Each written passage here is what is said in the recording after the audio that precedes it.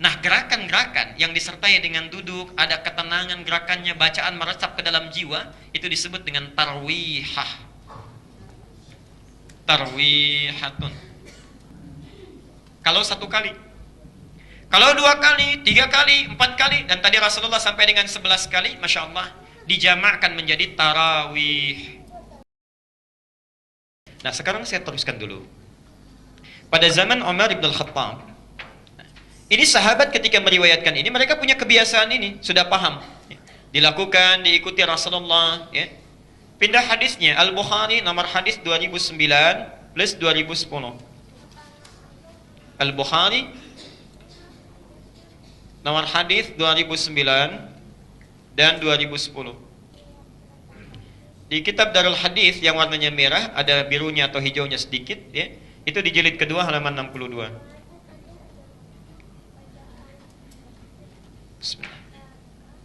Perhatikan, sahabat terbiasa meniru sifat salat Nabi, terutama 2 imam besar tadi, baik Abdullah bin Mas'ud ataupun Ubay bin Ka'ab dan sahabat yang lain. Tibalah di masa Umar, karena belum dijelaskan ketentuan pelaksanaannya, yang dimaksudkan ataukah berjamaah ataukah sendirian. Karena Nabi 3 hari pertama pernah berjamaah. Nabi datang, sahabat ikut. Hari berikutnya tambah banyak, hari berikutnya tambah banyak. Sehingga Nabi memutuskan saya sholat di rumah. Bukan ingin melarang jamaah, tapi khawatir sholat itu jadi wajib. Disenangi Allah jadi wajib. Di poinnya, yang diprioritaskan berjamaah poinnya. Ya. Cuma karena khawatir menjadi wajib, Nabi kembali ke rumahnya. Ya. Dari sini, sampai ke zaman awal Umar bin Khattab, terlihat orang mengambil kesimpulan beda-beda. Ada yang menyimpulkan berjamaah, begitu masuk masjid, ada sebagian berjamaah. Sebagian sendiri-sendiri. Jadi nggak beraturan. Ya. Ada yang berjamaah di pojok kanan, jamaah kiri, di belakang sendirian, ya masing-masing. Umar tidak nyaman melihat itu. Saya persingkat saja di 2 hadis ini, nomor hadis 2009 dan 2010 di Al-Bukhari.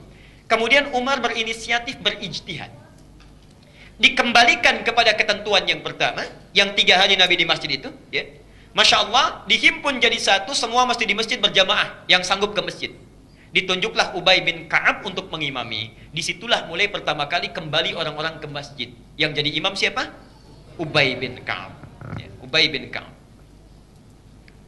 Ubay, saya tadi sudah ceritakan, Masya Allah, karena beliau sangat disukai bacaannya oleh Nabi, tahu sifat salat Nabi, diimami 11 rakaat. Dan persis sifat salat Nabi. Ya. 1 rakaatnya panjang, kan? 2 rakaat yang pertama mulai terus disempurnakan ayat-ayatnya. Besoknya jamaah mulai menurun. Karena nggak kuat berdiri. Akhirnya dilihat oleh Umar, kenapa begini? Oh, nggak kuat berdiri, terlalu lama berdirinya. Umar melihat lagi bagaimana caranya supaya mereka tetap berjamaah ke masjid. Suratnya tetap sama jumlahnya, misal 30 juz juga. Ya, 30 juz, tapi kuat berdirinya.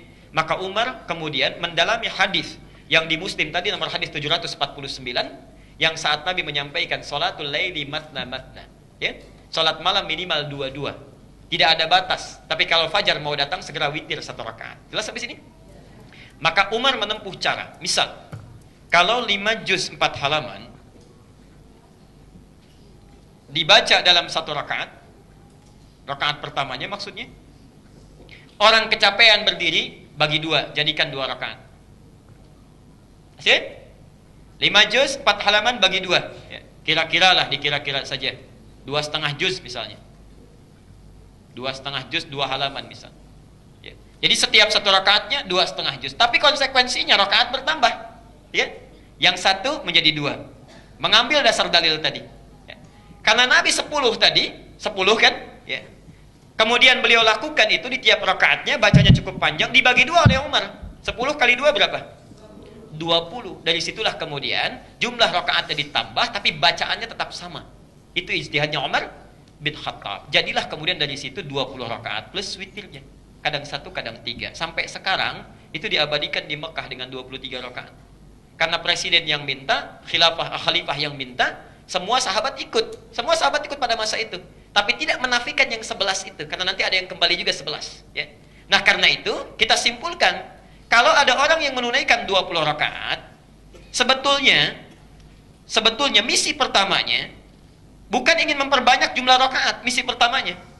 Awalnya supaya kuat berdiri dengan jumlah bacaan yang sama dibacanya seperti Nabi. Jadi kalau Nabi baca 30 juz misalnya, 20 rakaat pun 30 juz juga. Cuma supaya berdiri nggak kelamaan dibagi dua, ya, jumlah bacaannya. Jelas sampai di sini? Nah. Yang di Madinah, aduh, lama juga berdirinya. Imam Malik mengusulkan sudah tambah lagi 36. Masya Allah, ada yang kurang juga 40. Perhatikan para sahabat, tabi'in, salafus soleh, para ulama, mereka ketika ingin menambah rakaat pun motifnya bukan ingin cepat-cepat. Motifnya itu bagaimana sholatnya seperti Nabi, masih panjang juga, bisa dikejar, dan tidak keluar dari ketentuan yang telah disebutkan oleh Rasulullah. Jadi inilah asalnya di zaman Umar kenapa 11 bisa menjadi 20 dan seterusnya. Di Madinah sampai sekarang 36, ya. Kita mempertahankan yang 11 karena itu bagian dari sifat sholat Nabi-nya dari sisi jumlah rakaat, maka tidak ada persoalan di sini. Yang 11, yang 20, yang 36 bahkan 40, silahkan, tapi poin utamanya tunaikan dengan tarawih. Tarawih.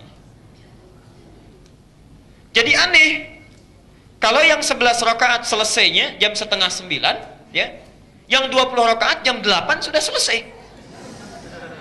Itu aneh namanya, ya, aneh. Tapi lebih aneh lagi, sudah sedikit pengen cepet, ya. Nah ini barangkali penting untuk kita koreksi di sini.